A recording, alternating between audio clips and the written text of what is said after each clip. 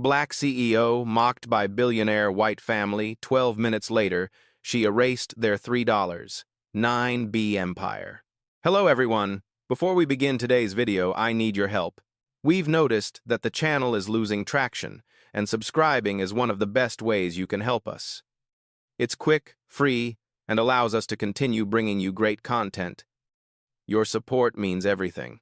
Let's keep this channel growing collectively. Where are you watching from? Drop your city or country in the comments below. Thank you very much. Now, let's get back to the story. You don't belong here. The words didn't echo. They detonated. Sharp, crystalline, merciless. They sliced straight through the warm buzz of conversation in the penthouse ballroom and left the air motionless, as if someone had pressed pause on an entire world. At the center of the marble floor, beneath a chandelier dripping with 1,000 points of light, 3 members of the Winslow family stood in a semicircle of privilege. Evelyn Winslow, silver hair sculpted into a perfect helmet, held her champagne flute like a scepter. Beside her, her son Carter and daughter Lila flanked her like junior royalty, faces carved into matching masks of amused disdain. Across from them stood Naomi, a simple white gown, brown skin lit by the gold of the chandeliers, no entourage, no visible label screaming status. To the room, she looked like a guest who had wandered into the wrong universe. Evelyn's gaze swept over Naomi from head to toe, slow and surgical, before landing back on her face with chilling precision. This section, she said, voice smooth as chilled glass, is for major donors and partners, not strays from the service corridor. The laugh came in layers. First, a few nervous titters from the nearest table. Then wider, bolder, as the rest of the guests realized what was happening and decided cruelty was safe to applaud. Phones rose in unison around the room, black rectangles glinting like sleek predators sniffing blood. Screens framed Naomi's face, the white of her dress, the dark of her skin, the red flush of humiliation the crowd wanted so desperately to see. Carter stepped closer, smirking, swirling the Bordeaux in his glass. "Relax, mother," he drawled loudly enough for the photographers to hear. "She probably got lost on her way to the kitchen. It happens. Gravity is harsh on the help." He accidentally clipped Naomi's hand with his wrist. The glass tipped. The red wine arced through the air in a slow, obscene curve before crashing into the front of Naomi's gown. Deep crimson bloomed across the white fabric, running downward in jagged lines like fresh wounds. The ballroom erupted. Gasps, laughter, whispers. The kind of ugly, delighted sound a crowd makes when it senses someone has been publicly lowered a few rungs on a ladder they never wanted her on in the first place. Naomi looked down at the stain. A single drop slid off the hem of her dress and hit the marble with a tiny, sharp tap. The sound was so small it should have been nothing. Instead, it echoed in the sudden silence like the first crack in a sheet of ice. The temperature in the room seemed to drop. The laughter faltered, thinned, then broke off in uneven pieces. The orchestra, mid-song, stumbled for half a bar before recovering. Evelyn stepped in, close enough that Naomi could smell the expensive perfume coiled around her like a weapon. The matriarch's smile tightened, diamonds at her throat catching the light like frozen tears. "Look at you," she murmured, her voice a soft blade. "Spilling your drink, ruining the dress you probably saved months to afford. This is why certain people don't last long in rooms like this." A few more laughs, weaker now. Naomi didn't move. She didn't apologize. She didn't stammer. She didn't reach for napkins or hide the stain. She simply straightened her shoulders, lifted her chin, and met Evelyn Winslow's eyes with a calm so unnerving it felt like gravity had shifted. Before we continue, where are you watching from? Drop your city or country in the comments below. And if you believe in dignity and justice, hit like and subscribe. These stories spark change, and we're glad you're here. Now, back to Naomi. Up close, Evelyn expected to see panic, shame, maybe the glazed look of someone about to cry. What she found instead was measurement. Naomi's eyes weren't pleading, they were weighing, calculating. As if she were taking inventory of the entire room, the chandeliers, the tables, the people, and quietly deciding what each of them was worth. It unsettled Evelyn enough that her smile slipped a fraction. Lila, desperate to reclaim the moment, leaned in on the other side. "Security really should tighten the guest list," she said lightly, her words dipped in venom. "You let one wrong person in, and suddenly the whole night feels cheap." Around them, the guests shifted. Some watched with open fascination. Some looked away, not brave enough to intervene, not cruel enough to laugh again. The photographers stayed locked in, lenses hungry. Naomi inhaled slowly. The wine was cold against her skin. Her heart beat steady in her chest, not racing, not breaking, just steady. She let her gaze travel the room over the donors, the politicians, the executives, the socialites, over the giant LED screen at the far end of the ballroom, where the Winslow Foundation logo glowed above a line of text announcing the historic strategic partnership that would be unveiled tonight. A partnership worth $3.9 billion. Her $3.9 billion. The crowd didn't know. The family didn't know. No one in this room had bothered to learn the face of the black woman whose signature had been holding their entire empire together by a single stroke of ink. Naomi brought her eyes back to Evelyn and spoke for the first time, her voice low but perfectly clear. "I'm exactly where I'm supposed to be." Something in the air shifted. The chandelier flickered once. The orchestra's melody thinned to a fragile thread. Somewhere near the bar, a guest who had been recording glanced at his screen and, for the first time, wondered if he was capturing the wrong victim. Naomi's fingers slid into her clutch. Her hand closed around her phone with the ease of muscle memory. One movement, one device, one decision. In 12 minutes, the Winslow family's $3.9 billion safety net would begin to unravel quietly, precisely, completely. But in that glittering, frozen moment under the chandeliers, they still believed they were watching a woman being publicly humiliated. They had no idea they were actually watching the opening scene of their own downfall. Naomi didn't move at first. She simply stood there, the stain on her dress drying into a dark, jagged bloom. But the room felt altered, tilted, as if the humiliation everyone expected had missed its mark and hit something else entirely. Her phone rested inside her clutch, screen still dark. Yet somehow the sight of her hand near it tightened the air like a held breath. Evelyn noticed it. So did Carter. So did half the room. A ripple of uncertainty cut across the crowd. It wasn't loud. It didn't break anything. It just slid under the conversation like a cold draft under a locked door. "Don't bother calling anyone," Carter scoffed, trying to reclaim his bravado. "No one's coming to rescue you," he smirked. "Not in this room." Naomi lifted her eyes to him, slow, deliberate. No anger, no flinch, just the faintest tilt of her head, as if she were studying a child who had spoken out of turn. That alone made him step back half an inch. Phones around the room recorded her posture, her stillness, the eerie quiet her presence carved into the noise.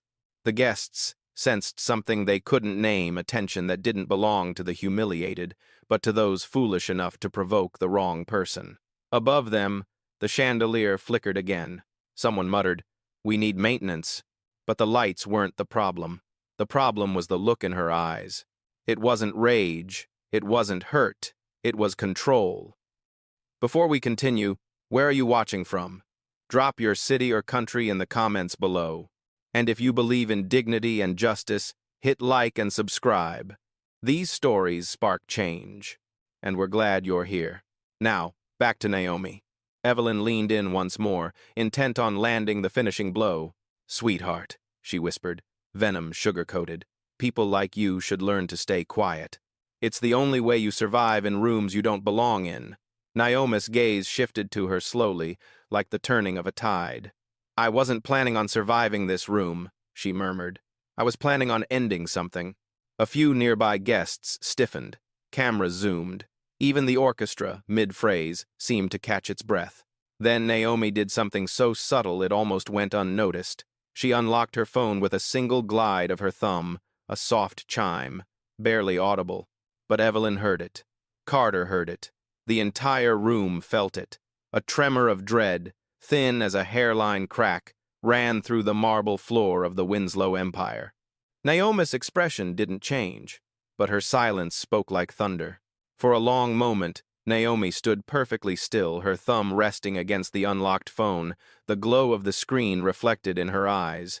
But part 3 isn't about what she did in that ballroom. It's about why she didn't break, why she didn't bow, why the Winslows had just insulted the wrong woman in the most expensive way imaginable. Because to understand the magnitude of what was coming, you need to understand who Naomi Laurent truly was. Most people in that glittering penthouse believed success came from inheritance, from lineage, from money that had been sitting in private vaults since before they were born. Naomi's success came from different elements: steel, fire, and a memory carved sharp enough to draw blood. She grew up in the south side of Atlanta, in a neighborhood the Winslows pretended didn't exist on their charity maps, a 2-bedroom duplex, a grandmother who worked night shifts as a cleaner so Naomi could study, a childhood soundtrack of sirens, bus brakes, and her grandmother whispering, "Baby, learn their world so one day you can rewrite the rules." Naomi listened. At 17, she won a national scholarship. At 19, she built her first coding platform.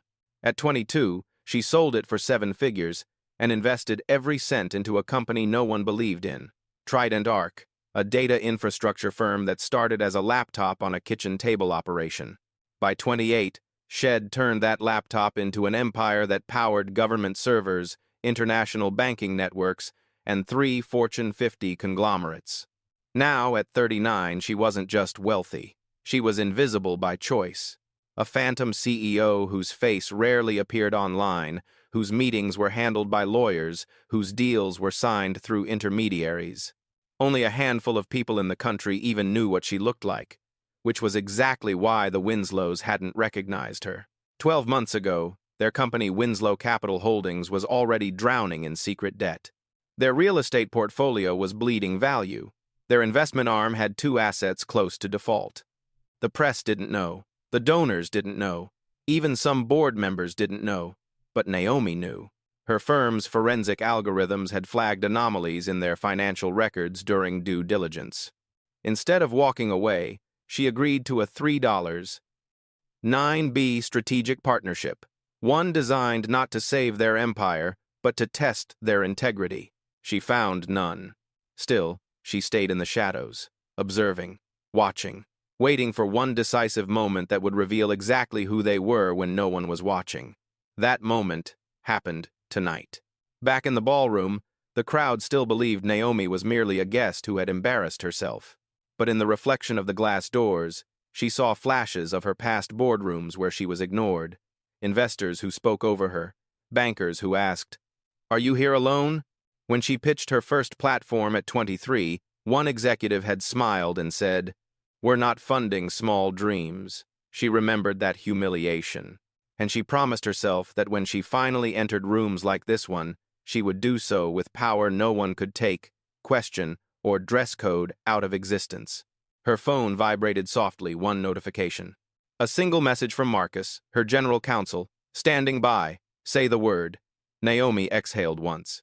In the ballroom lights, her stillness had looked like restraint. But it wasn't restraint. It was preparation. The deal Shed offered the Winslows was their last lifeline. They had structured their entire future on the assumption that she would sign it tonight. They had already spent money they didn't own, mortgaged assets they couldn't keep, promised returns they couldn't deliver. They thought they had invited a nameless donor, a woman they could belittle safely. Instead, they had insulted the one person whose signature could stop their empire from collapsing in real time. This wasn't coincidence. This was the consequence of a lifetime of underestimation. Naomi's grandmother used to tell her, "Baby, dignity is quiet, but justice is louder." Naomi finally understood what that meant. She lifted her phone slightly, just enough that the screen's glow lit the edge of her jawline. The message bubble pulsed. Marcus waited. Her empire waited. History waited. Naomi pressed her finger once, lightly, against the screen. And somewhere deep inside the financial arteries of the Winslow empire, the first domino began to tremble. While Naomi stood composed in the center of the ballroom, the 3 people who had mocked her, the Winslows, still basked in their illusion of untouchable power. But illusions are fragile things, built from selective truths and carefully curated lies. To understand how catastrophic their mistake truly was, you need to see the empire behind their arrogance and the rot beneath the marble. The Winslow dynasty began almost a century ago, forged in steel mills and rail lines that carved through the Midwest.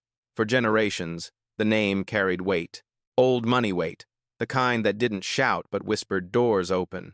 Their wealth bought them penthouses, foundations, museum wings, and invitations to rooms where decisions about cities and sometimes nations were made. But a dynasty is only as strong as the hands that inherit it, and the latest generation had hands made of smoke. Evelyn Winslow, the matriarch, had perfected the art of superiority long before her first gala. 61 years old, impeccably maintained, she carried cruelty like perfume, subtle at first, overwhelming when too close. Her identity rested entirely on being a Winslow, a guardian of the family's legacy, a curator of their social dominance. She chaired charity boards not for the cause, but for the stage they provided. Every banquet hall was her throne room, every guest, a subject to be ranked. Then there was Carter Winslow, her son 33. Charming in the way expensive mistakes often are. Head never worked a day that wasn't arranged for him. He burned through trust funds, crashed ventures, and accumulated more scandals than achievements. His reputation among the city's elite wasn't entrepreneur, but liability. Every business he touched crumbled under his incompetence, but his mother shielded him from consequences with money and menace. Lila Winslow, 28, was polished on the outside and jagged underneath. She had inherited her mother's poise and her father's entitlement, an elegant predator who made humiliation a sport. She collected people the way others collected art, to display, to discard, to demonstrate power. Her smiles were always too perfect, her apologies always too late. In every room, she acted as if she were the final judge of who had value and who didn't. Together they looked like the portrait of old wealth. But portraits lie. Beneath the gilded frame, their empire was crumbling. 3 years ago, the commercial real estate market slammed into a downturn. Their skyscrapers, once jewels of the skyline, started bleeding revenue. A series of disastrous investments made by Carter, paired with a silent internal audit, Lila buried to protect the family name, pushed Winslow Capital Holdings into a quiet but accelerating freefall. To survive, they leveraged properties they didn't fully own. They borrowed from creditors who expected miracles. They forged partnerships they couldn't sustain. The public saw champagne galas and magazine covers. Naomi saw balance sheets. She saw liabilities stacked like dominoes. She saw unsustainable expenditures disguised as legacy projects. She saw a dynasty standing on a cliff's edge, pretending the ground was solid. And she saw their last hope, the $3. 9B partnership with Trident Arc, the deal announced to shareholders and whispered about by the press as the rescue infusion that would restore the Winslow empire. But the deal wasn't real until she signed it. And in their arrogance, they had mocked, humiliated the person whose signature determined whether their future existed at all. Back in the ballroom, Carter lifted his glass again, trying to reclaim the moment. Lila fussed with her gown, acting bored. Evelyn waved for fresh champagne as if nothing in the world could touch her.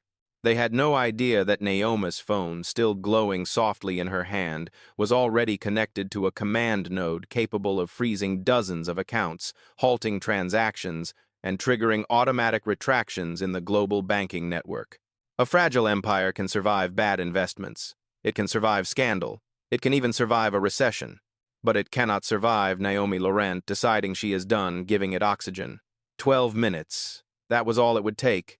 Not because Naomi wanted vengeance, but because the Winslows had revealed themselves clearly, undeniably, as people who believed others existed beneath them.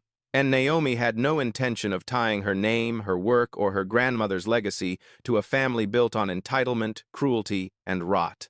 As the orchestra picked up a new song, Evelyn lifted her champagne flute, ignorant to the storm forming at her feet.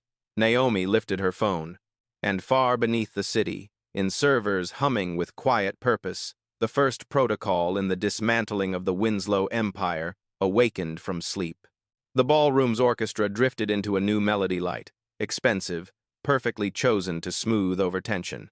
But nothing could smooth what was coming, not music, not wealth, not the 100-year legacy trembling invisibly beneath the Winslow's polished shoes. Naomi's thumb hovered over her phone for only a breath. Then she tapped. One command, one gesture, one ignition. Trigger protocol. Live. Her screen shifted instantly, its interface seamless, surgical. A quiet vibration hummed through the device as encrypted signals streaked across continents. New York, Zurich, Singapore, financial arteries pulsing awake at her instruction. In her ear, delivered through a nearly invisible earpiece, Marcus' voice cut through the noise like a scalpel. We're in position. Naomi didn't look away from the Winslows. Begin extraction, she murmured. Marcus didn't hesitate, pulling everything. And just like that, the first domino fell. Across the ballroom, nothing looked different yet. But deep beneath the city, in silent vaults of data, a financial earthquake began. Trident Arc withdrew its liquidity commitments. Credit backstops froze. Bridge loans retracted. All forward-facing funding streams collapsed to zero. Billions in projected capital vanished like breath on glass. The Winslows didn't see it. Not yet. Lila was too busy posing for a photographer. Carter was flirting with a donor's wife. Evelyn was scanning the room for someone more important to talk to. But small signals began to ripple at the edges. A CFO's phone buzzed sharply. A managing director's tablet flashed red. A banker at the far table blinked at his screen, then blinked again. Then he looked at Naomi. She met his gaze. He understood instantly. He lowered his eyes. Before we continue, where are you watching from? Drop your city or country in the comments below. And if you believe in dignity and justice, hit like and subscribe. These stories spark change, and we're glad you're here. Now, back to Naomi. Evelyn finally noticed the shift. Not in the systems, she didn't know how to read those, but in the people. Faces had tightened, postures stiffened. Panic bloomed in small, silent bursts across the room like sparks landing on dry grass. She frowned, annoyed that anything was happening without her approval. What on earth is going on? She snapped. No one answered. But Naomi did. She stepped forward, letting her presence settle like a shadow over the matriarch's certainty. You should sit down, Evelyn, she said softly. Evelyn scoffed. I'll do no such. Naomi's phone vibrated once. Protocol 2. Retraction confirmed. Protocol 3. Account holds active. Protocol 4. Asset suspension executed. Every line of text was another nail in the empire. Across the city, several of the Winslows' corporate accounts abruptly locked. Wire transfers froze mid-route. A scheduled loan renewal, one they depended on, was automatically canceled. Investment partners received instant alerts about a critical financial exposure. Everything the Winslows had been hiding was being dragged into daylight by the cold precision of Naomi's command. Carter's laughter died mid-sentence when his phone buzzed. He frowned at the screen, confusion twisting into alarm. What the? Our liquidity pool just dropped to Lila's phone buzzed too. Then Evelyn's. Alerts. Warnings. Flags. Failures. A chorus of digital panic. Evelyn stared at her screen, color draining from her face. This must be a mistake. Call the bank. Call the legal team. Call. Naomi's voice cut through her spiraling command like a blade through silk. You won't be calling anyone. Evelyn lifted her eyes slowly, fear beginning to creep behind her pride. What did you do? Naomi didn't smile. She didn't gloat. She didn't raise her voice. I pulled back what was never yours to depend on, she said. Your empire was built on borrowed bones. Tonight, I simply stopped holding it up. Silence slammed into the room. A few guests instinctively stepped away from the Winslow family, the way people step back from a building they sense is about to collapse. Naomi turned slightly, lifting her phone again. Marcus, she said, calm as steady rain. Activate the final clause. Marcus' voice returned, steady. Certain. Confirmed. Their $3, 9B deal is officially dismantled. Evelyn's champagne flute slipped from her fingers and shattered against the marble. Naomi didn't flinch. The empire had begun to fall, and Naomi was just getting started. The sound of the champagne flute shattering hadn't even finished echoing when the ballroom doors opened, not loudly, not dramatically, but with a kind of quiet authority that made every head turn. 3 individuals stepped inside. Not security, not waitstaff. not guests. They were dressed in tailored charcoal suits, badges discreet but unmistakable, Trident Arc Legal and Compliance Division. Naomi didn't need to acknowledge them. Their presence alone was confirmation Protocol 5 had executed. The room reacted like a living organism sensing danger. Conversations clipped short, chairs scraped. Phones were lowered discreetly, as if even recording this moment might bring consequences. Evelyn saw them and straightened her spine, clinging to the last threads of her crumbling dignity. "Who are these people?" she demanded. The lead attorney, a woman with steel in her posture and ice in her voice, approached the Winslow cluster. "Mrs. Winslow," she said calmly, "I'm here on behalf of Trident Arc and its CEO, Miss Naomi Laurent." The ballroom vibrated with a chain reaction of whispers. Carter turned pale. Lila froze mid-breath. Evelyn blinked as if slapped. "CEO?" she repeated, voice trembling. The attorney opened a folder, thick, heavy, full of consequences. "This is to notify you," she continued, "that the $3.9 billion partnership agreement between Trident Arc and Winslow Capital Holdings is officially terminated, effective immediately." Lila's hand flew to her mouth. Carter swore under his breath, but the attorney wasn't done. In addition, all pending credit guarantees, risk-share agreements, liquidity extensions, and purchase pipelines previously provided by Trident Arc have been revoked. All joint venture capital is frozen, the list went on. Each item another blow. Each blow another fracture in the dynasty. Furthermore, the attorney added, voice unwavering, "Per the terms in Section 14 of your provisional agreement, Trident Arc reserves the right to notify your lenders of any material misrepresentation of financial health." Evelyn's lips parted. "You wouldn't dare," the attorney didn't blink. "We already have." A murmur rippled through the room like a shockwave. Someone at the bar dropped a glass. A donor backed away slowly, as if the family's disgrace were contagious. Carter lunged forward, fury cracking through his mask. "You can't come in here," and Naomi raised her hand. "Just 1 inch." Carter stopped as if someone had placed a hand on his chest. "Before we continue, where are you watching from? Drop your city or country in the comments below. And if you believe in dignity and justice, hit like and subscribe. These stories spark change, and we're glad you're here. Now, back to Naomi." Naomi stepped toward them, her presence a quiet force that bent the air around her. "You built your empire on arrogance," she said softly.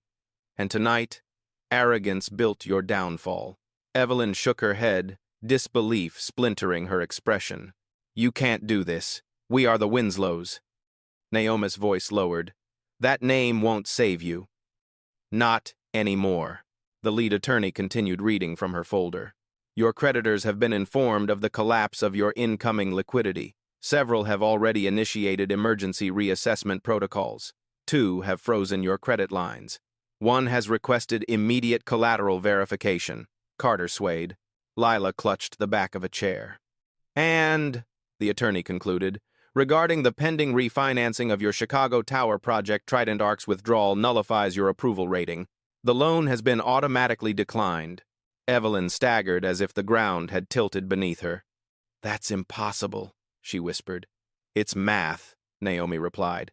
"It doesn't care who you think you are." The attorney closed the folder with clinical finality. "Expect a full audit within 72 hours. 72 hours. Not long enough to hide anything. More than long enough to destroy them." The 3 attorneys turned and left the ballroom as silently as they had arrived. The doors closed. The room held its breath. Evelyn collapsed into the nearest chair, hands trembling violently. Carter froze in place, eyes unfocused, as if staring into a future stripped bare. Lila's mascara streaked down her cheeks, the first cracks in a porcelain life. Naomi stood alone, unmoved. She hadn't shouted, she hadn't threatened, she hadn't raised a hand, she had simply removed her support. And the Winslow empire, rotting, hollow, overextended, was collapsing under its own weight. Justice didn't need volume, it needed precision. And Naomi Laurent had delivered exactly that. The collapse didn't stay inside the ballroom. Empires never fall quietly, especially not ones held up by reputation instead of truth. It started with a single vibration. A banker at table 3 checked his phone, then another, then another. Within seconds, the glow of screens spread across the room like wildfire. Notifications lit up faces with the harsh blue of incoming disaster. Breaking news. Winslow Capital under emergency review market alert. Liquidity freeze. Suspected anonymous source. $3. 9. B. Deal. Pulled in real-time rumors spread of internal financial rupture. The words hit the guests like cold water. A senator excused himself abruptly, face pale. Two journalists at the back nearly tripped over each other trying to verify the alerts. Half the donors began to slide away from the Winslows as if distance might save their names from association. The orchestra tried to continue playing. The violinist's hands shook. The pianist missed notes. No one noticed. No one cared. The fall of a dynasty was more interesting than the music written to celebrate it. Across social media, hashtags began to bloom. Number Winslow collapse. Number Trident pullback. Number respect black women. Number who is Naomi Laurent. Clips from moments earlier. Evelyn sneering, Carter spilling wine, Lila laughing were already circulating worldwide. Someone had captioned one video, "Mock the wrong woman and watch your fortune disappear."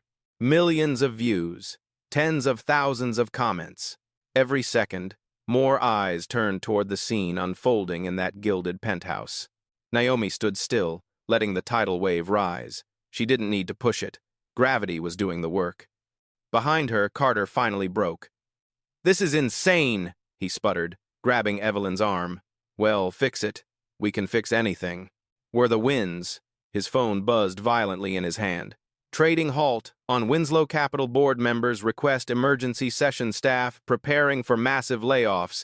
SEC requests. Documentation. Carter's voice cracked. "Mom, it's everywhere. It's already everywhere." Lila stared at her own phone. Mascara streaked down her cheeks. "Why are reporters tagging me? Mom, why? Why is this happening?" Evelyn didn't answer. The matriarch who'd spent her life controlling every room now looked like a ghost haunting one. Across the ballroom, guests whispered fiercely. "She pulled billions in minutes. I heard Shay's the real investor behind half the companies in this hall. Whoever she is, she's not someone to cross." Every set of eyes slowly drifted back toward Naomi.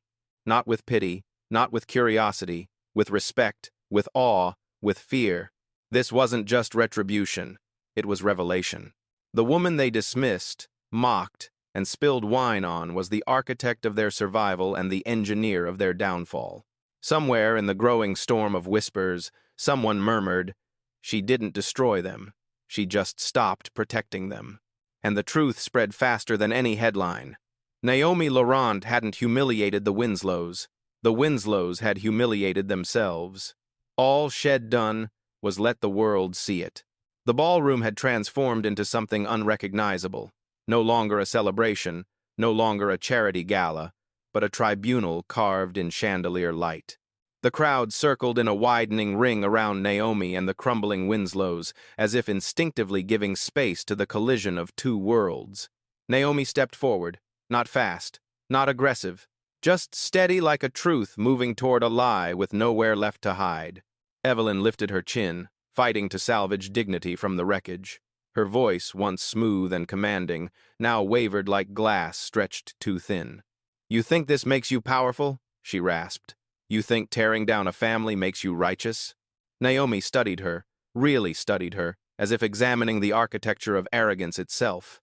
"I didn't tear you down," she said quietly. "I removed my support. The fall was yours." The room inhaled sharply. Evelyn staggered to her feet, fists trembling. "We built this city's skyline.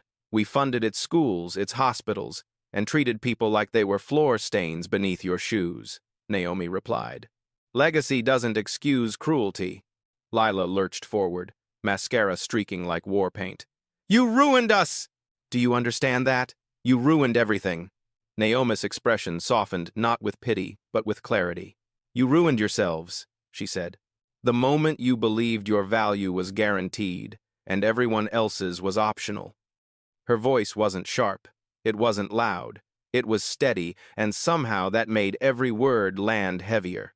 Carter stumbled closer, desperation cracking his bravado. "We can't apologize. We can fix this. We can renegotiate. Naomi held up a hand, a single gesture. He fell silent instantly. No partnership can survive disrespect, she said.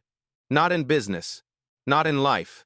Silence rippled out from her words, tightening around every guest who'd ever laughed at the wrong moment, dismissed the wrong person, chosen comfort over conscience. Naomi turned back to Evelyn. You told me people like me don't belong in rooms like this. Evelyn swallowed hard, unable to meet her gaze. Naomi stepped closer, close enough that the diamond light from the chandelier cast both of them in the same glow. I don't need to belong, she said softly. I build the rooms I walk into. A few guests gasped. A few bowed their heads. One whispered, that should be engraved in stone. Evelyn swayed, grief and disbelief fighting behind her eyes. What happens now? She whispered. Naomi considered her for a long moment the fallen queen of a hollow kingdom. Now, Naomi said, you learn what it feels like to be powerless, not because you lack wealth, but because you lacked humanity. Carter choked out a protest. Lila began to sob. Naomi didn't flinch. You taught cruelty, she said. Tonight, the lesson changes. For the first time, Evelyn's mask cracked. Tears gathered but didn't fall, held back by decades of pride. Naomi stepped back, her voice dropping to a near whisper. Meant for the family and for the world watching. Power without dignity collapses, every time. Then she turned away, calm, composed, finished. The ballroom didn't breathe until she had taken her next step. And in that fragile silence, every person in the room understood. This wasn't revenge. This was consequence. Outside the penthouse, the city lights shimmered against the glass towers, unaware they had just witnessed the quiet end of a dynasty. Naomi stepped into the night air, calm as if she'd merely left a meeting, not dismantled an empire. Her phone buzzed once, confirmation that the redirected funds had cleared. The $3, 9B, once destined for the Winslows, would now seed a foundation in her grandmother's name. Scholarships, incubators, legal aid for women who looked like her, dreamed like her, fought like her. Naomi glanced back only once. Character, she whispered, is the real capital.